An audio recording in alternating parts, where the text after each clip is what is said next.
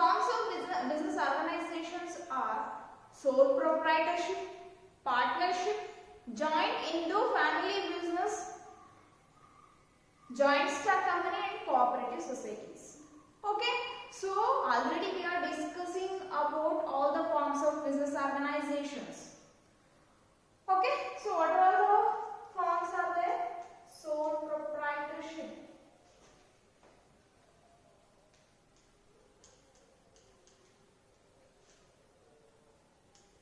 Then second, partnership.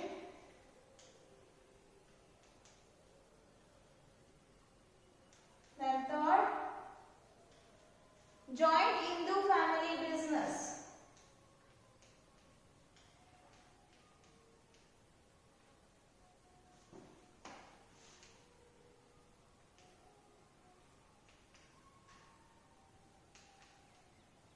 Then fourth one, cooperative society. Cooperative society.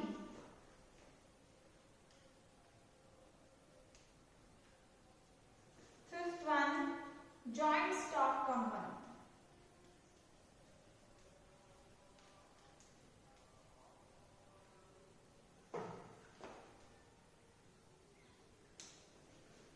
Yes. So we already know about what is sole proprietorship and what are the merits and demerits of sole proprietorship and partnership, joint Indo-family business, cooperative society and joint stock company.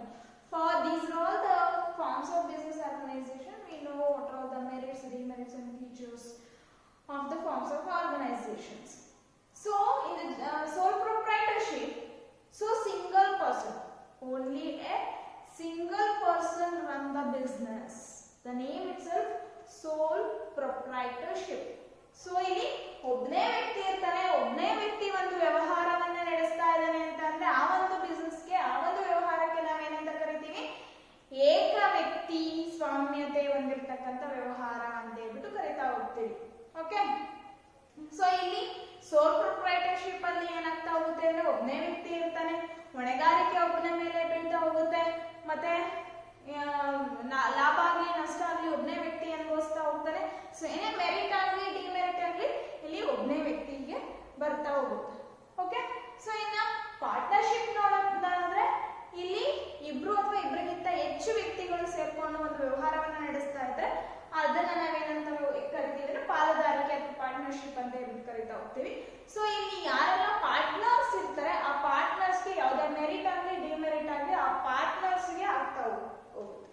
Okay, so next ಇಲ್ಲಿ joint Indo family business ಅಂತ ಬಂದಾಗ undivided family, ಅವಿಭಕ್ತ ಕುಟುಂಬ ಅಂತ ನಾವೇನ್ ಹೇಳ್ತೀವಿ ಅಂತ ಒಂದು ಕುಟುಂಬ ನಡೆಸತಕ್ಕಂತ ವ್ಯವಹಾರ ಏನಿರುತ್ತೆ ಅದನ್ನ ನಾವಿಲ್ಲಿ ಜಾಯಿಂಟ್ ಇಂಡೋ ಫ್ಯಾಮಿಲಿ ಬಿಸ್ನೆಸ್ ಅಂತ ಕರಿತಾ ಹೋಗ್ತೀವಿ. ಸೊ ಇಲ್ಲಿ ಕರ್ತ ಅಂತ ಒಬ್ಬ ವ್ಯಕ್ತಿ ಇರ್ತಾನೆ, ಅಂದ್ರೆ ಹೆಡ್ ಆಫ್ ದ ಫ್ಯಾಮಿಲಿ. ಯಾರು ಒಂದು ಕುಟುಂಬದ ಹಿರಿಯರು ಇರ್ತಾರೆ ಅವ್ರಿಗೆ ಅವರು ಈ ಒಂದು ವ್ಯವಹಾರದ ಮುಖ್ಯಸ್ಥರಾಗಿರ್ತಾರೆ. ಓಕೆನಾ? ಸೊ ಆ ಒಬ್ಬ ವ್ಯಕ್ತಿ ಏನ್ ಮಾಡ್ತಾ ಇರ್ತಾನೆ, ಆ ಒಂದು ವ್ಯವಹಾರವನ್ನು ನೋಡ್ಕೊತಾ ಇರ್ತಾನೆ. ಮತ್ತು ಆಸ್ತಿ ಡಿವೈಡ್ ಮಾಡೋಕ್ಕೆ ಅಂತ ಬಂದಾಗ ಅಲ್ಲಿ ಫ್ಯಾಮಿಲಿನಲ್ಲಿ ಎಷ್ಟು ಜನ ಮೆಂಬರ್ಸ್ ಇರ್ತಾರೆ ಅಷ್ಟು ಜನಕ್ಕೆ ಡಿವೈಡ್ ಆಗ್ತಾ ಹೋಗುತ್ತೆ. ಲಾಭ ಬರ್ಲಿ ನಷ್ಟ ಬರ್ಲಿ ಎಷ್ಟು ಜನ ಆ ಕುಟುಂಬದಲ್ಲಿ ಇರ್ತಾರೆ ಅವರಿಗೆ ಡಿವೈಡ್ ಆಗ್ತಾ ಹೋಗುತ್ತೆ. ಆದ್ರೆ ಇದರ ಮುಖ್ಯಸ್ಥ ಯಾರಾಗಿರ್ತಾನೆ ಅಂದ್ರೆ ಆ ಕುಟುಂಬದ ಹಿರಿಯ ಯಾರಿರ್ತಾನೆ ಅವನು ಒಂದು ವ್ಯವಹಾರದ ಮುಖ್ಯಸ್ಥ ಆಗಿರ್ತಾನೆ. ಓಕೆ, ನೆಕ್ಸ್ಟ್ ಇಲ್ಲಿ ಕೋಆಪರೇಟಿವ್ ಸೊಸೈಟಿ ಅಂತ ಬಂದಾಗ ಇಲ್ಲಿ 10 ಜನ ವಯಸ್ಕರು ಇರ್ತಾ ಹೋಗ್ತಾರೆ. 10 ಅಡಲ್ಟ್ ಮೆಂಬರ್ಸ್ ಇರ್ತಾರೆ. ಮಿನಿಮಮ್ 10 ಅಡಲ್ಟ್ ಮೆಂಬರ್ಸ್ ಇರಲೇಬೇಕು, ಅಂದ್ರೆ 10 ಜನ ಹಿರಿಯ ವಯಸ್ಕರು ಇರಲೇಬೇಕು. ಅದಕ್ಕಿಂತ ಹೆಚ್ಚು ಎಷ್ಟು ಜನ ಬೇಕಾದ್ರೂ ಇರ್ಬೋದಾಗಿರುತ್ತೆ, ಆದ್ರೆ 10 ಜನ ಕಂಪಲ್ಸರಿ ಇರಲೇಬೇಕಾಗುತ್ತೆ. ಸೊ ಇಲ್ಲಿ ಯಾರೆಲ್ಲ ಮೆಂಬರ್ಸ್ ಇರ್ತಾರೆ ಅವ್ರಿಗೆ ಆ ಮೆರಿಟ್ಸ್ ಡಿಮೆರಿಟ್ಸ್ ಆಗ್ತಾ ಹೋಗುತ್ತೆ. ಓಕೆ, ಇನ್ನ ಜಾಯಿಂಟ್ ಸ್ಟಾಕ್ ಕಂಪನಿ ಅಂತ ಬಂದಾಗ ಇಲ್ಲಿ ಶೇರ್ ಹೋಲ್ಡರ್ಸ್ ಬರ್ತಾ ಹೋಗ್ತಾರೆ. ಸೊ ಇಲ್ಲಿ 2 ಟೈಪ್ಸ್ ಬರುತ್ತೆ. ನಾವು ಆಲ್ರೆಡಿ ಲಾಸ್ಟ್ ಕ್ಲಾಸ್ ಅಲ್ಲಿ ನೋಡಿದ್ವಿ, private company and public company ಅಂತ. ಪ್ರೈವೇಟ್ ಕಂಪನಿ ಆದ್ರೆ ಮಿನಿಮಮ್ 2 ಮೆಂಬರ್ಸ್ ಇರ್ತಾರೆ, ಮ್ಯಾಕ್ಸಿಮಮ್ 200 ಮೆಂಬರ್ಸ್ ಇರ್ತಾರೆ. ಪಬ್ಲಿಕ್ ಕಂಪನಿ ಆದ್ರೆ ಮಿನಿಮಮ್ 7 ಮೆಂಬರ್ಸ್ ಇರ್ತಾರೆ, ಮ್ಯಾಕ್ಸಿಮಮ್ ಅನ್ಲಿಮಿಟೆಡ್ ಆಗಿರುತ್ತೆ. ಸೊ ಯಾರೆಲ್ಲ ಶೇರ್ ಹೋಲ್ಡರ್ಸ್ ಇರ್ತಾರೆ, ಎಷ್ಟು ಜನ ಶೇರ್ ಹೋಲ್ಡರ್ಸ್ ಇರ್ತಾರೆ ಅವರಿಗೆ ಮೆರಿಟ್ಸ್ ಆಗಿರ್ಬೋದು ಡಿಮೆರಿಟ್ಸ್ ಆಗಿರ್ಬೋದು ಡಿವೈಡ್ ಆಗ್ತಾ ಹೋಗುತ್ತೆ. ಸೊ ಇದಿಷ್ಟನ್ನ ನಾವು ಈ 5 ಫಾರ್ಮ್ಸ್ ಆಫ್ ಬಿಸ್ನೆಸ್ ಆರ್ಗನೈಸೇಷನ್ ಬಗ್ಗೆ ಲಾಸ್ಟ್ ಕ್ಲಾಸಸ್ ಅಲ್ಲಿ ಡಿಸ್ಕಸ್ ಮಾಡ್ತಾ ಬರ್ತಿದ್ದೀವಿ. ಓಕೆ, ಸೊ ಈ ಒಂದು ಕ್ಲಾಸ್ ಅಲ್ಲಿ choice of forms of business organisation ಅಂತ ಅಂದ್ರೆ ಇಷ್ಟು 5 ಫಾರ್ಮ್ಸ್ ನಾವೇನ್ ನೋಡ್ವಿ, 5 ಫಾರ್ಮ್ ಅಲ್ಲಿ ನಾವು ಬಿಸ್ನೆಸ್ ಮಾಡ್ತೀವಿ ಅಂತಂದ್ರೆ ಯಾವೊಂದು ಫಾರ್ಮ್ ನ ಆಯ್ಕೆ ಮಾಡಿದ್ರೆ ನಮ್ಗೆ ಅನುಕೂಲ ಆಗುತ್ತೆ ಅನ್ನೋದನ್ನ ನಾವು ನೋಡ್ತಾ ಹೋಗ್ಬೇಕಾಗುತ್ತೆ. ಸೊ ಹಾಗಾದ್ರೆ ಯಾವ ಫಾರ್ಮ್ ಅನ್ನ ಆಯ್ಕೆ ಮಾಡ್ಕೊಂಡ್ರೆ ನಮ್ಗೆ ಹೆಲ್ಪ್ ಆಗುತ್ತೆ ಅನ್ನೋದನ್ನ ಈ ಒಂದು ಕ್ಲಾಸ್ ಅಲ್ಲಿ ನೋಡ್ತಾ ಹೋಗೋಣ. Okay, S. ಸೊ ನಾವಿಲ್ಲಿ ಒಂದು 5 ಫಾರ್ಮ್ಸ್ ಆಫ್ ಬಿಸ್ನೆಸ್ ಆರ್ಗನೈಸೇಷನ್ಸ್ ನ ನೋಡಿದೀವಿ. ಸೊ ಈ 5 ಫಾರ್ಮ್ಸ್ ಆಫ್ ಬಿಸ್ನೆಸ್ ಆರ್ಗನೈಸೇಷನ್ ಅಲ್ಲಿ ನಾವು ಯಾವುದು ಬೆಸ್ಟ್, ಯಾವುದು ನಮಗೆ ತುಂಬಾ ಅನುಕೂಲ ಆಗುತ್ತೆ, ಯಾವುದು ನಮಗೆ ತುಂಬಾ ಮೆರಿಟ್ಸ್ ನ ಕೊಡುತ್ತೆ, ಆ ಒಂದು ಆರ್ಗನೈಸೇಷನ್ ಯಾವ ರೀತಿ ಸೆಲೆಕ್ಟ್ ಮಾಡ್ಕೊಳ್ಳೋದು ಅಂತ ನೋಡ್ತಾ ಹೋಗೋಣ. ಸೊ ಫಸ್ಟ್ ಪಾಯಿಂಟ್ ನಾವೇನ್ ನೋಡ್ಬೋದು, ಇವನ್ ಯಾವ ಬಿಸ್ನೆಸ್ ನಾನು ಆಯ್ಕೆ ಮಾಡ್ಕೊಳ್ಬೇಕು ಅಂತ ನೋಡೋದಾದ್ರೆ ಕಾಸ್ಟ್ ನೋಡ್ಬೇಕಾಗುತ್ತೆ.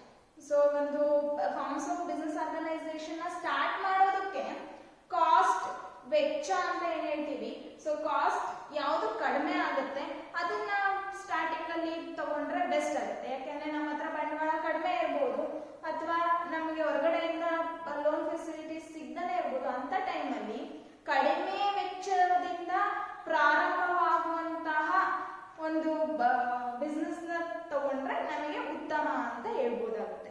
ಸೊ ಹಂಗಾದ್ರೆ ಈ ಒಂದು ಕಡಿಮೆ ವೆಚ್ಚದಲ್ಲಿ ಯಾವುದನ್ನ ಸ್ಥಾಪನೆ ಮಾಡಬಹುದು ಈ 5 ಆರ್ಗನೈಸೇಷನ್ ಅಲ್ಲಿ, ಈ ಒಂದು 5 ಬಿಸ್ನೆಸ್ ಅಲ್ಲಿ ಅಂತ ನೋಡೋಣ. ಸೊ ಸೋಲ್ ಪ್ರೊಪ್ರೈಟರ್ಶಿಪ್. ಸೋಲ್ ಪ್ರೊಪ್ರೈಟರ್ಶಿಪ್ ಅಂದ್ರೆ ಕಡಿಮೆ ಬಂಡವಾಳದಲ್ಲಿ ನಾವು ಒಂದು ಉದ್ಯೋಗ, ಈ ಒಂದು ಬಿಸ್ನೆಸ್ ಸ್ಟಾರ್ಟ್ ಮಾಡಬಹುದಲ್ವಾ. ಯಾಕೆ ಅಂತಂದ್ರೆ ಇಲ್ಲಿ ಸುಲಭವಾಗಿ ಸ್ಟಾರ್ಟ್ ಮಾಡಬಹುದಾಗುತ್ತೆ. ಯಾವುದೇ ರೀತಿಯ ತುಂಬಾ ಕಾನೂನಾತ್ಮಕವಾಗಿ ಸ್ಥಾಪನೆ ಮಾಡಬೇಕು ಅನ್ನೋದು ಯಾವುದೇ ರೆಸ್ಟ್ರಿಕ್ಷನ್ಸ್ ಇರೋದಿಲ್ಲ. ಇಲ್ಲಿ ಲೀಗಲ್ ಫಾರ್ಮಾಲಿಟೀಸ್ ಏನಾಗಿರುತ್ತೆ, ಕಡಿಮೆ ಇರುತ್ತೆ. ಸೊ ಹಂಗಾಗಿ ಬಂಡವಾಳ ಕೂಡ ನಮ್ಮ ಹತ್ರ ಎಷ್ಟು ಬಂಡವಾಳ ಇರುತ್ತೋ, ಎಷ್ಟು ಸಾಧ್ಯ ಆಗುತ್ತೋ ಅಷ್ಟನ್ನ ಮಾತ್ರ ನಾವು ಒಂದು ಬಿಸ್ನೆಸ್ ಸ್ಟಾರ್ಟ್ ಮಾಡ್ಕೊಬೋದಾಗಿರುತ್ತೆ. ಹಂಗಾಗಿ ಸೋಲ್ ಪ್ರೊಪ್ರೈಟರ್ ಕಾಸ್ಟ್ ವಿಷಯದಲ್ಲಿ ಉತ್ತಮ ಅಂತ ಹೇಳ್ಬೋದು. ನೆಕ್ಸ್ಟ್ ಪಾರ್ಟ್ನರ್ಶಿಪ್ ಅಂತ ಹೇಳೋದಾದ್ರೆ, ಪಾರ್ಟ್ನರ್ಶಿಪ್ ಬಂದವರು ಕೂಡ ಇಲ್ಲೂ ಲೀಗಲ್ ಫಾರ್ಮಾಲಿಟೀಸ್ ಸ್ವಲ್ಪ ಕಡಿಮೆನೇ ಇರುತ್ತೆ. ಮತ್ತೆ ಇಲ್ಲಿ 2, 3, 4 ಜನ ಇರೋದ್ರಿಂದ ಅಥವಾ 5, 6 ಜನ ಅಥವಾ ಎಷ್ಟು ಪಾರ್ಟ್ನರ್ಸ್, ತುಂಬಾ ಜನ ಪಾರ್ಟ್ನರ್ಸ್ ಇರೋದ್ರಿಂದ ಬಂಡವಾಳ ಕ್ರೋಢೀಕರಿಸುವಂಥದ್ದು ಈಸಿ ಆಗುತ್ತೆ. ಯಾಕೆಂದ್ರೆ ಇಲ್ಲ ಅಂದ್ರೆ ಒಬ್ಬನೇ ವ್ಯಕ್ತಿ ಬಂಡವಾಳ ಹಾಕ್ಬೇಕು, ಇಲ್ಲ ಅಂದ್ರೆ ಎಷ್ಟು ಜನ ಪಾರ್ಟ್ನರ್ಸ್ ಇರ್ತಾರೆ, 2 ಇರ್ಬೋದು, 3 ಜನ, 4 ಜನ, 5 ಜನ, ಎಷ್ಟು ಜನ ಇರ್ತಾರೋ ಅಷ್ಟು ಜನ ಬಂಡವಾಳನ ತಗೊಂಡ್ ಬರೋದ್ರಿಂದ ಇಲ್ಲಿ ಒಬ್ರ ಮೇಲೆ ಬರ್ಡನ್ ಆಗೋದು ಕಡಿಮೆ ಆಗುತ್ತೆ. ಸೊ ಕಾಸ್ಟ್ ವಿಷಯಕ್ಕೆ ಬಂದಾಗ partnership is also best option. So ಇನ್ನ ಜಾಯಿಂಟ್ ಇಂಟು ಫ್ಯಾಮಿಲಿ ಬಿಸ್ನೆಸ್ ಅಂತ ಬಂದ್ರೆ, ಸೊ ಇಲ್ಲಿ ಕರ್ತ ಯಾರಿರ್ತಾನೆ ಅವನೇ ಎಲ್ಲ ಮ್ಯಾನೇಜ್ ಮಾಡ್ತಾ ಇರ್ತಾನೆ. ಸೊ ಫ್ಯಾಮಿಲಿ ಯಾರು ಏನಿರುತ್ತೆ ಅದು ದೊಡ್ಡದಾಗಿರುತ್ತೆ, ತುಂಬಾ ದೊಡ್ಡದಾಗಿರುತ್ತೆ. ಸೊ ಫ್ಯಾಮಿಲಿನವರು ಕೂಡ ಎಲ್ಲ ಬಂಡವಾಳವನ್ನ ಕ್ರೋಢೀಕರಿಸೋದಕ್ಕೆ ಈಸಿ ಆಗುತ್ತೆ. So joint Hindu family business ಆಗಿದ್ರೆ ಮಾತ್ರ ನಾವು ಒಂದು ಬಿಸ್ನೆಸ್ ನ ಮಾಡ್ಬೋದು, ಇಲ್ಲ ಅಂದ್ರೆ ಮಾಡ್ಲಿಕ್ಕೆ ಆಗಲ್ಲ. ನೆಕ್ಸ್ಟ್ ಕೋಆಪರೇಟಿವ್ ಸೊಸೈಟಿ ಅಂತ ಬಂದಾಗ ಇಲ್ಲಿ ಕಾಸ್ಟ್ ಸ್ವಲ್ಪ ಜಾಸ್ತಿ ಆಗುತ್ತೆ. ಯಾಕೆ ಜಾಸ್ತಿ ಆಗುತ್ತೆ ಅಂದ್ರೆ ಲೀಗಲ್ ಫಾರ್ಮಾಲಿಟೀಸ್. ಒಂದು ಕೋಆಪರೇಟಿವ್ ಸೊಸೈಟಿನ ಸ್ಟಾರ್ಟ್ ಮಾಡೋದಕ್ಕೆ ಲೀಗಲ್ ಫಾರ್ಮಾಲಿಟೀಸ್ ತುಂಬಾ ಜಾಸ್ತಿ ಇರುತ್ತೆ. ಅದನ್ನ ನಾವು ಆಲ್ರೆಡಿ ಕೋಆಪರೇಟಿವ್ ಸೊಸೈಟಿ ಕ್ಲಾಸ್ ಮಾಡ್ಬೇಕಂದ್ರೆ ಹೇಳಿದೀವಿ. ಸೊ ಲೀಗಲ್ ಫಾರ್ಮಾಲಿಟೀಸ್ ತುಂಬಾ ಇರುತ್ತೆ, ಇದರಿಂದ ಕಾಸ್ಟ್ ಜಾಸ್ತಿ ಆಗುತ್ತೆ. ನೆಕ್ಸ್ಟ್ ಜಾಯಿಂಟ್ ಸ್ಟಾಕ್ ಕಂಪನಿ ಬಂದಾಗಲೂ ಕೂಡ ಇಲ್ಲೂ ಕೂಡ ಲೀಗಲ್ ಫಾರ್ಮಾಲಿಟೀಸ್ ಇರುತ್ತೆ. ಯಾಕಂದ್ರೆ ನಾವು ಶೇರ್ಸ್ ನ ಪಬ್ಲಿಕ್ ಆಫರ್ ಮಾಡಬೇಕಾಗುತ್ತೆ, ಸ್ಟಾಕ್ ಎಕ್ಸ್ಚೇಂಜ್ ಅಲ್ಲಿ ಶೇರ್ಸ್ ತಗೊಳ್ಬೇಕಾಗುತ್ತೆ. ಸೊ ಮತ್ತೆ ಕಂಪನೀಸ್ ಆಕ್ಟ್ ಅಂಡರ್ ಅಲ್ಲಿ ರಿಜಿಸ್ಟರ್ ಆಗಬೇಕಾಗುತ್ತೆ. ಸೊ ಹಂಗಾಗಿ ಇಲ್ಲಿ ಕಾಸ್ಟ್ ಸ್ವಲ್ಪ ಜಾಸ್ತಿ ಆಗುತ್ತೆ. ಸೊ ಕಾಸ್ಟ್ ಮತ್ತೆ ಲೀಗಲ್ ಫಾರ್ಮಾಲಿಟೀಸ್ ಅಥವಾ ಫಾರ್ಮೇಶನ್ ಅಂತ ಬಂದಾಗ ನಮಗೆ ಸೋಲ್ ಪ್ರೊಪ್ರೈಟರ್ಶಿಪ್ ಮತ್ತೆ ಪಾರ್ಟ್ನರ್ಶಿಪ್ ಎರಡು ಕೂಡ ಬೆಸ್ಟ್ ಆಪ್ಷನ್ಸ್ ಆಗುತ್ತೆ. ಸೋಲ್ ಪ್ರೊಪ್ರೈಟರ್ ಮತ್ತೆ ಪಾರ್ಟ್ನರ್ಶಿಪ್ ಸ್ಥಾಪನೆ ಮಾಡ್ತೀವಿ ಅಂತ ಅಂದ್ರೆ ನಮಗೆ ಇಲ್ಲಿ ವೆಚ್ಚ ಕಡಿಮೆ ಆಗುತ್ತೆ, ಕಾಸ್ಟ್ ಕಡಿಮೆ ಆಗುತ್ತೆ, ಪ್ಲಸ್ ಈಸಿ ಫಾರ್ಮೇಶನ್ ಆಗಿರುತ್ತೆ. ನಾವು ಈಸಿಯಾಗಿ 2 ಫಾರ್ಮ್ ನ ಮಾಡ್ಬೋದಾಗುತ್ತೆ. ಆದ್ರೆ ಇಲ್ಲಿ ಜಾಯಿಂಟ್ ಇಂದು ಫ್ಯಾಮಿಲಿ ಅಂದ್ರೆ ಜಾಯಿಂಟ್ ಇಂದು ಫ್ಯಾಮಿಲಿ ಇರಬೇಕು, ಅವಾಗ ಮಾತ್ರ ಒಂದು ಬಿಸ್ನೆಸ್ ಮಾಡೋಕ್ಕಾಗೋದು. ಕೋಆಪರೇಟಿವ್ ಮತ್ತೆ ಜಾಯಿಂಟ್ ಸ್ಟಾಕ್ ಸ್ವಲ್ಪ ಲೀಗಲ್ ಫಾರ್ಮಾಲಿಟೀಸ್ ಜಾಸ್ತಿ ಇರೋದ್ರಿಂದ ಕಾಸ್ಟ್ ಜಾಸ್ತಿ ಆಗುತ್ತೆ ಮತ್ತೆ ಈಸಿಯಾಗಿ ಕೂಡ ಫಾರ್ಮ್ ಮಾಡೋದಕ್ಕೆ ಆಗೋದಿಲ್ಲ. ಓಕೆನಾ? ಸೊ ಫಸ್ಟ್ ಪಾಯಿಂಟ್ ನಾವು ನೋಡಿದೀವಿ. ಫಸ್ಟ್ ಪಾಯಿಂಟ್ ಏನಪ್ಪಾ ಅಂದ್ರೆ ಕಾಸ್ಟ್ and easy formation.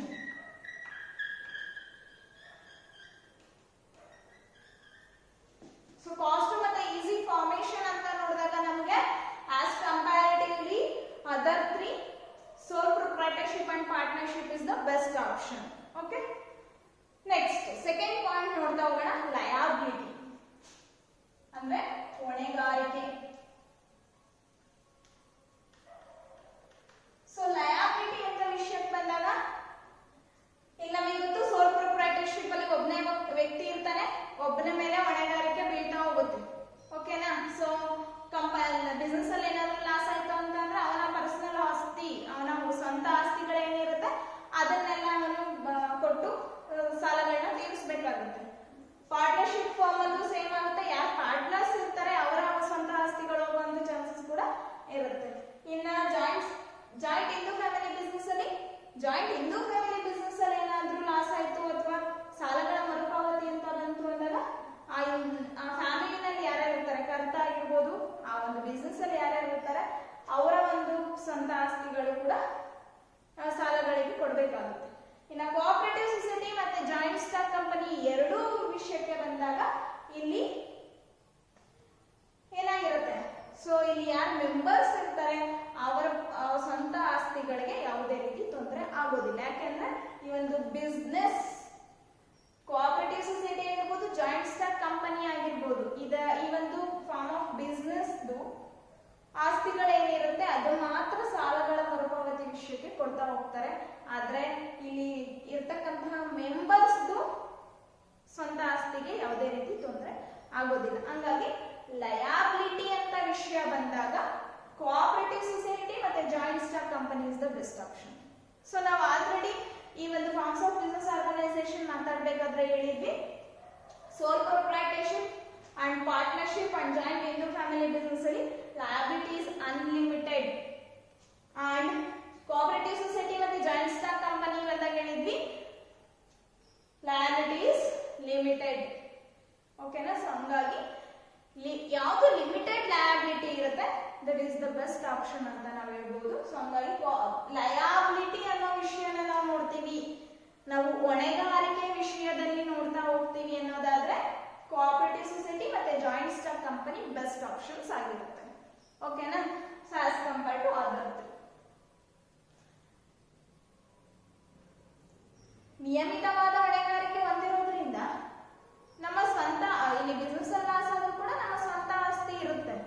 ಆದ್ರೆ ಈ ಮೂರು ವಿಷಯ ಬಿಸ್ನೆಸ್ ಸ್ಟಾರ್ಟ್ ಮಾಡ್ಕೊಂಡ್ಬಿಟ್ರೆ ಇಲ್ಲಿ ಬಿಸ್ನೆಸ್ ಅಲ್ಲಿ ಏನಾದ್ರೂ ಲಾಸ್ ಆಗಿ ಸಾಲ ಮರುಪಾವತಿ ಮಾಡ್ಬೇಕು ಅಂತ ವಿಷಯ ಬಂದಾಗ ನಮ್ಮ ಸ್ವಂತ ಆಸ್ತಿಗಳು ಹೋಗುತ್ತಲ್ಲ. ಸೊ ಹಂಗಾಗಿ ನಮ್ಮ ಒಂದು ಹೊಣೆಗಾರಿಕೆನ ನೋಡ್ತಾ ಹೋಗುವಾಗ ನಾವು ಕೋಆಪರೇಟಿವ್ ಸೊಸೈಟಿ ಮತ್ತೆ ಜಾಯಿಂಟ್ ಸ್ಟಾಕ್ ಕಂಪನಿಯನ್ನ ಸೆಲೆಕ್ಟ್ ಮಾಡ್ಕೊಳ್ಳೋದು ಉತ್ತಮ ಅಂತಾನೆ ಹೇಳ್ಬೋದು. ಓಕೆನಾ? Yes, next point continuity.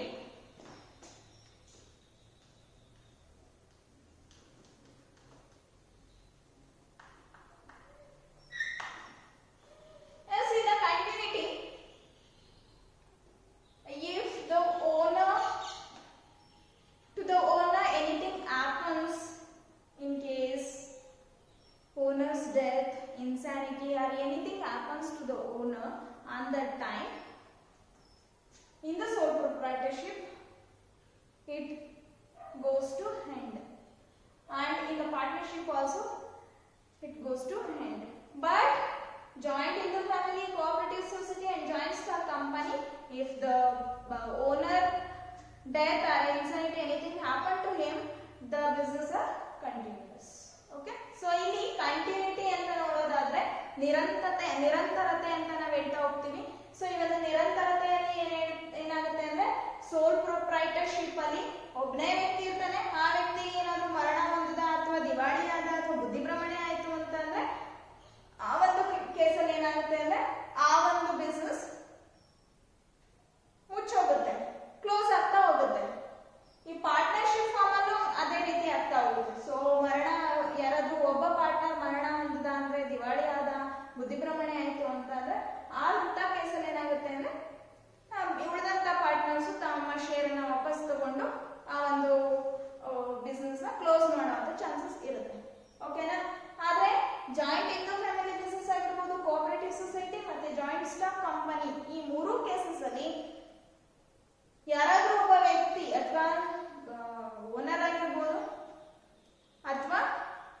ಬೇರೆ ಯಾರೋ ಒಬ್ಬ ಮೆಂಬರ್ ಆಗಿರ್ಬೋದು ಮರಣ ಹೊಂದದ, ದಿವಾಳಿಯಾದ ಅಥವಾ ಬುದ್ಧಿಭ್ರಮಣೆ ಆದ ಅಂದ್ರೆ ಇಲ್ಲಿ ಈ ಒಂದು forms of business organisations close ಆಗಲ್ಲ, ಕಂಟಿನ್ಯೂಟಿ ಆಗ್ತಾ ಹೋಗ್ತವೆ, ಮುಂದುವರ್ಕೊಂಡು ಹೋಗುತ್ತೆ. ಇಲ್ಲಿ ನಾನು ಹೇಳಿದೆ ಕರ್ತ ಇರ್ತಾನೆ, head of the family is called as karta. ಅಂದ್ರೆ ಆ ಒಂದು ಫ್ಯಾಮಿಲಿನಲ್ಲಿ ಯಾರು ವಯಸ್ಕರು ಹಿರಿಯರು ಇರ್ತಾರೆ ಅವ್ರನ್ನ ಕರ್ತ ಅಂತ ಕರೀತಾ ಇರ್ತೀವಿ. ಸೊ ಆ ಒಬ್ಬ ಕರ್ತ ಸತ್ತೋದ ಅಂದ್ರೆ ಇನ್ನೊಬ್ಬ ಹಿರಿಯ ವ್ಯಕ್ತಿ ಯಾರಿರ್ತಾನೆ ಅವನು ಕರ್ತ ಆಗ್ತಾನೆ, ಆ ಒಂದು ಬಿಸ್ನೆಸ್ ಮುಂದುವರಿಸ್ಕೊಂಡು ಹೋಗ್ತಾನೆ. ಓಕೆ, ನೆಕ್ಸ್ಟ್ ಇಲ್ಲಿ ಕೋಆಪರೇಟಿವ್ ಸೊಸೈಟಿನಲ್ಲಿ ಯಾರೋ ಒಬ್ಬ ವ್ಯಕ್ತಿ, 10 ಜನ ವಯಸ್ಕರು ಇರಬೇಕು ಅಂತ ಹೇಳಿದೀನಿ, ಅದರಲ್ಲಿ ಯಾರೋ ಒಬ್ಬ ವ್ಯಕ್ತಿ ಮರಣ ಹೊಂದಿದ ಅಂತ ಅಂದ್ರೆ ಉಳಿದಂತ ಯಾರು 9 ಜನ ಇರ್ತಾರೆ, ಇನ್ನೊಬ್ಬ ಯಾರೋ ಒಬ್ಬ ವಯಸ್ಕರನ್ನ ಸೇರಿಸ್ಕೊಂಡು ಆ ಒಂದು ಬಿಸ್ನೆಸ್ ನ ಮುಂದುವರಿಸ್ಕೊಂಡು ಹೋಗ್ತಾರೆ. ಸೊ ಇಲ್ಲೂ ಅಷ್ಟೇ ಜಾಯಿಂಟ್ ಸ್ಟಾಕ್ ಕಂಪನಿನಲ್ಲಿ ಶೇರ್ ಹೋಲ್ಡರ್ಸ್ ಇರ್ತಾರೆ. ಸೊ ಒಬ್ಬ ವ್ಯಕ್ತಿ ಸತ್ತೋದ ಅಂದ್ರೆ ಅವನ ಜಾಗಕ್ಕೆ ಇನ್ನೊಬ್ಬ ಷೇರುದಾರನ ತಗೊಂಡು ಬಂದು ಆ ಒಂದು ಬಿಸ್ನೆಸ್ ರನ್ ಮಾಡ್ಕೊಂತ ಹೋಗ್ತಾರೆ. ಸೊ ಹಂಗಾಗಿ ಇಲ್ಲಿ ಒಬ್ಬ ವ್ಯಕ್ತಿಯ ಮರಣ, ದಿವಾಳಿತನ, ಬುದ್ಧಿಭ್ರಮಣೆ ಈ 3 ಫಾರ್ಮ್ಸ್ ಆಫ್ ಬಿಸ್ನೆಸ್ ಆರ್ಗನೈಸೇಷನ್ ಅಲ್ಲಿ ಯಾವುದೇ ಪರಿಣಾಮವನ್ನ ಬೀರೋದಿಲ್ಲ. ಆದರೆ ಈ ಸೋಲ್ ಪ್ರೊಪ್ರೈಟರ್ಶಿಪ್ ಮತ್ತೆ ಪಾರ್ಟ್ನರ್ಶಿಪ್ ಅಲ್ಲಿ ಈ ಒಂದು ಮರಣ ಆಗಿರ್ಬೋದು, ಬುದ್ಧಿಭ್ರಮಣೆ ಆಗಿರ್ಬೋದು ಅಥವಾ ಇನ್ನೇನಾದ್ರೂ ಆಯ್ತು ಅಂದ್ರೆ ಆ ಒಂದು forms of business organisation close ಆಗುವಂತ ಚಾನ್ಸಸ್ ಇರುತ್ತೆ. ಸೊ ಹಂಗಾಗಿ ಇಲ್ಲಿ ನಾವು ಒಂದು ಬಿಸ್ನೆಸ್ ಸ್ಟಾರ್ಟ್ ಮಾಡ್ತಾ ಇದ್ದೀವಿ ಅಂದ್ರೆ ಅದು ತುಂಬಾ ವರ್ಷಗಳ ಕಾಲ, ದೀರ್ಘಕಾಲಕ್ಕಾಗಿ ನಾವು ಒಂದು ಬಿಸ್ನೆಸ್ ಸ್ಟಾರ್ಟ್ ಮಾಡ್ತಾ ಇದ್ದೀವಿ ಅಂದ್ರೆ ನಾವು ಜಾಯಿಂಟ್ ಹಿಂದೂ ಫ್ಯಾಮಿಲಿ ಅವರಾಗಿದ್ರೆ joint Hindu family business start ಮಾಡಬಹುದು, ಇಲ್ಲ ಕೋಆಪರೇಟಿವ್ ಸೊಸೈಟಿ ಅಥವಾ ಜಾಯಿಂಟ್ ಸ್ಟಾಕ್ ಕಂಪನಿಯನ್ನ ಸ್ಟಾರ್ಟ್ ಮಾಡಬಹುದು. ಓಕೆನಾ? ಸೊ ನಾವು ತುಂಬಾ ವರ್ಷಗಳ ಕಾಲ, ದೀರ್ಘಕಾಲಕ್ಕೆ ನಾವು ಒಂದು ಬಿಸ್ನೆಸ್ ನ ಒಂದು ವ್ಯವಹಾರವನ್ನ ಸ್ಥಾಪನೆ ಮಾಡಬೇಕು ಅಂದ್ರೆ ಅದಕ್ಕೆ ಈ joint stock company, cooperative society ಮತ್ತೆ ಜಾಯಿಂಟ್ ಸ್ಟಾಕ್ ಕಂಪನಿ ಈ 3 ಫಾರ್ಮ್ಸ್ ಆಫ್ ಬಿಸ್ನೆಸ್ ಆರ್ಗನೈಸೇಷನ್ ಉತ್ತಮವಾಗಿರುತ್ತೆ. ಇಲ್ಲ ನಮಗೆ ಕಡಿಮೆ ಅವಧಿಗೆ ಒಂದು ವ್ಯವಹಾರ ಮಾಡಬೇಕು ಅಂತ ಅಂದ್ರೆ ಸೋಲ್ ಪ್ರೊಪ್ರೈಟರ್ಶಿಪ್ ಮತ್ತೆ ಪಾರ್ಟ್ನರ್ಶಿಪ್ ಎರಡು ಉತ್ತಮವಾಗಿರುತ್ತೆ. ಓಕೆ, ಗೊತ್ತಾಯ್ತಾ ಕಂಟಿನ್ಯೂಟಿ ಅಂದ್ರೆ ಏನು ಅಂತ? Yes, next form of business, next factor we are considered, that is management ability.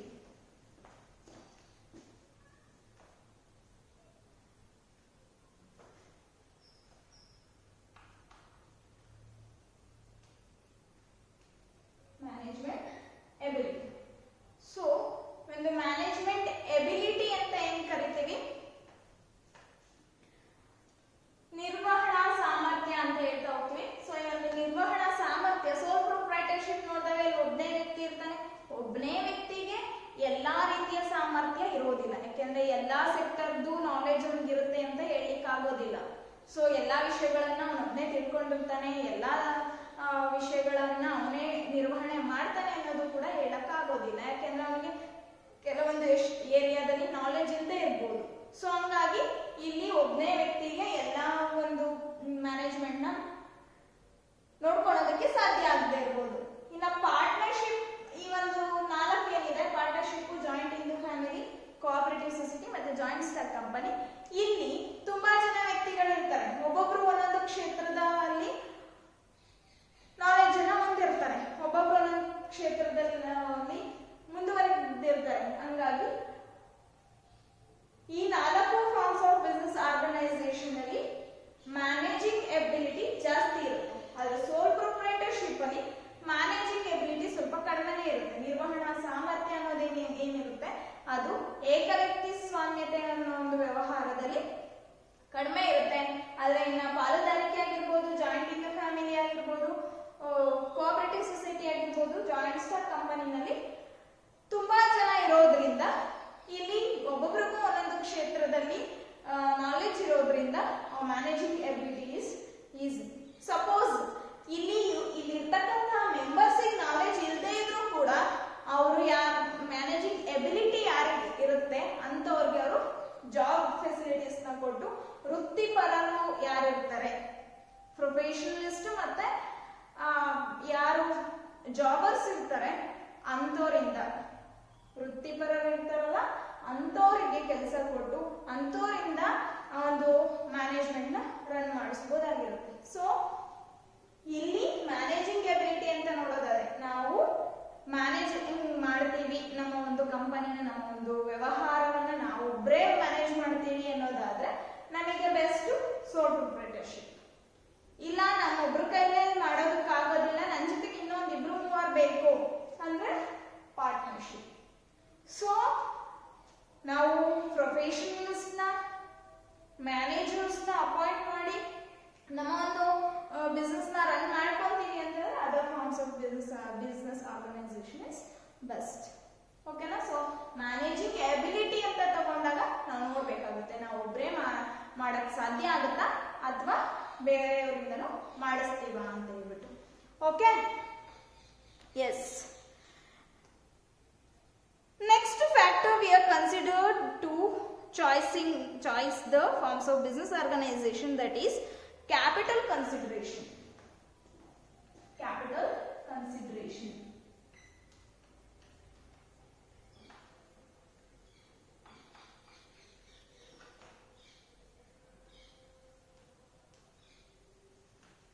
Yes, ಬಂಡವಾಳ ಹೂಡಿಕೆ ಮಾಡೋದು ಅಂತ ನೋಡೋದಾದ್ರೆ, ಸೊ ನಮ್ಗೆ ಆಲ್ರೆಡಿ ಗೊತ್ತು ಸೋಲ್ ಪ್ರೊಪ್ರೈಟರ್ಶಿಪ್ ಅಲ್ಲಾಗ ಒಬ್ಬನೇ ವ್ಯಕ್ತಿ ಇರ್ತಾನೆ. ಸೊ ಒಬ್ಬನೇ ಎಷ್ಟು ಬೇಕೋ ಅಷ್ಟು ಬಂಡವಾಳವನ್ನ ಹೂಡಿಕೆ ಮಾಡ್ಬೇಕಾಗತ್ತೆ. ಸೊ ಇಲ್ಲಿ ನೋಡೋದಾದ್ರೆ ಒಬ್ಬನೇ ವ್ಯಕ್ತಿ ನನ್ನ ಬಂಡವಾಳನ ಅಷ್ಟೇ ಹಾಕಿ ನಾನು ಬಿಸ್ನೆಸ್ ನ ಮಾಡ್ತೀನಿ, ಒಂದು ವ್ಯವಹಾರವನ್ನ ಸ್ಥಾಪನೆ ಮಾಡ್ತೀನಿ ಅಂತಂದ್ರೆ ಸೋಲ್ ಪ್ರೊಪ್ರೈಟರ್ ಓಕೆ. ಚಿಕ್ಕದಾಗಿ ನಾನು ಸ್ಮಾಲ್ ಎಂಟರ್ಪ್ರೈಸಸ್ ನ ಮಾಡ್ಕೊಂತೀನಿ ಅನ್ನೋದಾದ್ರೆ ಸೋಲ್ ಪ್ರೊಪ್ರೈಟರ್ಶಿಪ್ ಇಸ್ ಓಕೆ. ಸಪೋಸ್ ನಾನು ಸ್ವಲ್ಪ ಲಾರ್ಜ್ ಸ್ಕೇಲ್ ಅಲ್ಲಿ ನಾನು ಬಿಸ್ನೆಸ್ ಸ್ಟಾರ್ಟ್ ಮಾಡಬೇಕು, ತುಂಬಾ ದೊಡ್ಡದಾಗಿ ನನ್ನ ಒಂದು ಬಿಸ್ನೆಸ್ ಸ್ಟಾರ್ಟ್ ಮಾಡಬೇಕು ಅಂತ ಇದ್ರೆ other forms of business organisation is best. Okay, ಯಾಕೆ ಬೆಸ್ಟ್ ಅಂತ ಅಂದ್ರೆ ಪಾರ್ಟ್ನರ್ಶಿಪ್ ಅಂದ್ರೆ ಇಲ್ಲಿ ಇಬ್ರು ಅಥವಾ ಇಬ್ಬರಿಗಿಂತ ಹೆಚ್ಚು ವ್ಯಕ್ತಿಗಳು ಇರ್ತಾರೆ. ಸೊ ಬಂಡವಾಳ ಹೆಚ್ಚು ಸಿಗ್ತಾ ಹೋಗುತ್ತೆ. ಸೊ ಇಲ್ಲಿ ಜಾಯಿಂಟ್ ಇಂದು ಫ್ಯಾಮಿಲಿ ಬಿಸ್ನೆಸ್ ಅಲ್ಲಿ ಫ್ಯಾಮಿಲಿ ಮೆಂಬರ್ಸ್ ಎಲ್ಲರೂ ಇರ್ತಾರೆ, ಹಾಗಾಗಿ ಇಲ್ಲೂ ಕೂಡ ಬಂಡವಾಳ ಹೆಚ್ಚು ಸಿಗ್ತಾ ಹೋಗುತ್ತೆ. ಕೋಆಪರೇಟಿವ್ ಸೊಸೈಟಿನೂ ಅಷ್ಟೇ. ಸೊ 10 ಅಡಲ್ಟ್ ಮೆಂಬರ್ಸ್ ಇರ್ತಾರೆ ಅಂಡ್ ಮೋರ್ ದ್ಯಾನ್ ಮೆಂಬರ್ಸ್ ಇರ್ತಾರೆ. ಸೊ ಅಲ್ಲಿಂದ ನಾವೇನ್ ಮಾಡ್ಬೋದು, ಬಂಡವಾಳನ ಈಸಿಯಾಗಿ ತಗೊಂಡ್ ಬರ್ಬೋದಾಗುತ್ತೆ. ಹಂಗಾಗಿ ಈ ಒಂದು business organisation best. In joint stock company ಅಂತ ಬಂದ್ರೆ ಇಲ್ಲಿ ಶೇರ್ಸ್ ನ ಆಫರ್ ಮಾಡ್ತಾರೆ. ಶೇರ್ಸ್ ಇಂದ ತುಂಬಾ ನಮಗೆ ಕ್ಯಾಪಿಟಲ್ ಮೊಬಿಲೈಸ್ ಮಾಡಬಹುದಾಗಿರುತ್ತೆ. ಸೊ ಹಂಗಾಗಿ ಈ ಒಂದು 4 forms of business organisation capital consideration ನೋಡೋದಾದ್ರೆ ಬೆಸ್ಟ್ ಅಂತ ಹೇಳ್ಬೋದು. ಯಾಕೆಂದ್ರೆ ನಮಗೆ ಬಂಡವಾಳವನ್ನ ಹೆಚ್ಚು ಕ್ರೋಢೀಕರಿಸಬಹುದಾಗಿರುತ್ತೆ. ಆದ್ರೆ ಸೋಲ್ ಪ್ರೊಪ್ರೈಟರ್ಶಿಪ್ ಅಲ್ಲಿ ಒಬ್ಬನೇ ಇರ್ತಾನೆ, ಹೆಚ್ಚು ಬಂಡವಾಳವನ್ನ ಕ್ರೋಢೀಕರಿಸೋದಕ್ಕೆ ಸಾಧ್ಯ ಆಗೋದಿಲ್ಲ. ಹಂಗಾಗಿ ಈ ಒಂದು 4 ಆಪ್ಷನ್, ನಾನು ಒಬ್ಬನೇ ಬಿಸ್ನೆಸ್ ಸ್ಟಾರ್ಟ್ ಮಾಡ್ತೀನಿ, ಚಿಕ್ಕದಾಗಿ ಮಾಡ್ತೀನಿ ಅಂದ್ರೆ ಓಕೆ ಸೋಲ್ ಪ್ರೊಪ್ರೈಟರ್ಶಿಪ್. ಸೊ ಎಲ್ಲ ಸ್ವಲ್ಪ ದೊಡ್ಡದಾಗಿ ಮಾಡಬೇಕು, ನಂಗೆ ಹೆಚ್ಚು ಬಂಡವಾಳ ಬೇಕು ಅಂದ್ರೆ other forms of business organisation is best. Okay, yes. Next, degree of control.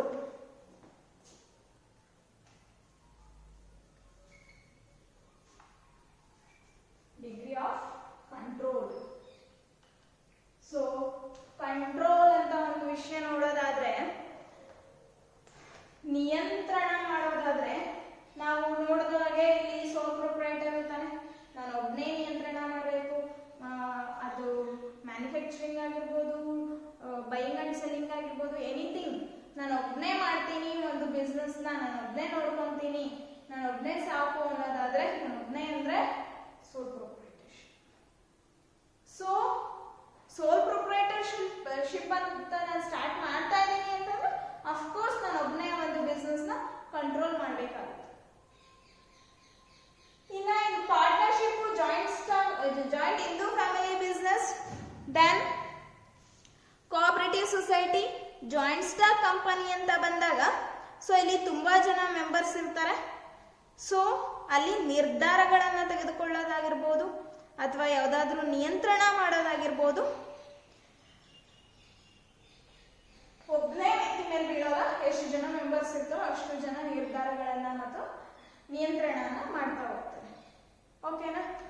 So ನಾನು ಗಂಭೀರವಾಗಿ ತೆಗೆದುಕೊಂಡು ಒಂದು ಬಿಸ್ನೆಸ್ ನ ನಾನು ಒಬ್ಬನೇ ನಿಯಂತ್ರಣ ತೆಗೆದುಕೊಳ್ತೀನಿ ಅನ್ನೋದಾದ್ರೆ ಸೋಲ್ ಪ್ರೊಪ್ರೈಟರ್ಶಿಪ್ ಇಸ್ ದ ಬೆಸ್ಟ್.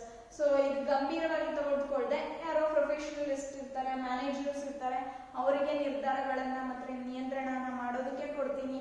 ಅನ್ನೋದಾದ್ರೆ ಈ ಒಂದು 4 business.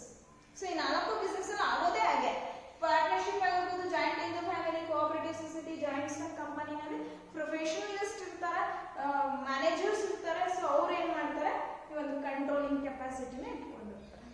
Okay, so next point, nature of business.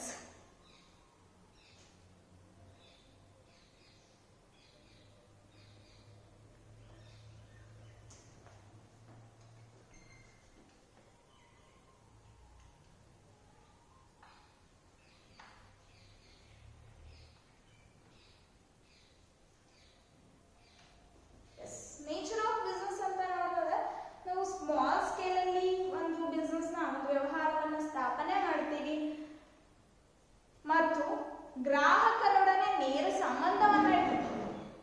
ನೇರವಾದ ಸಂಬಂಧವನ್ನ ಇಟ್ಕೊಳ್ತೀವಿ ಅಂತಂದ್ರೆ ನಾವೇನ್ ಮಾಡ್ಬೋದು, ಸೋಲ್ ಪ್ರೊಪ್ರೈಟರ್ಶಿಪ್ ನ ಸ್ಥಾಪನೆ ಮಾಡ್ಕೊಬಹುದು. ಸೊ ಇಲ್ಲಿ ಪ್ರೊಫೆಷನಲಿಸ್ಟ್ ಆಗಿರ್ಬೋದು, ಮ್ಯಾನೇಜರ್ಸ್ಗೆ ನಾವು ಒಂದು ನಿಯಂತ್ರಣವನ್ನ ಮಾಡೋದಕ್ಕೆ ಕೊಡ್ತೀವಿ, ಮ್ಯಾನೇಜ್ಮೆಂಟ್ ಮಾಡೋದಕ್ಕೆ ಕೊಡ್ತೀವಿ ಅಂತ ಅಂದ್ರೆ so other forms of business organisation. Large scale ಅಲ್ಲಿ ನಾವು ಒಂದು ವ್ಯವಹಾರವನ್ನು ಸ್ಥಾಪನೆ ಮಾಡಿ ಅದನ್ನ ಪ್ರೊಫೆಷನಲಿಸ್ಟ್ ಯಾರಿರ್ತಾರೆ, ಮ್ಯಾನೇಜರ್ಸ್ ಯಾರಿರ್ತಾರೆ ಅವ್ರಿಗೆ ಕೊಡ್ತೀವಿ ಅಂತಂದ್ರೆ the partnership, joint in the family business and cooperative society and joint stock company is the best option. Okay, so this is all about the choice of forms of business organization. Okay, thank you.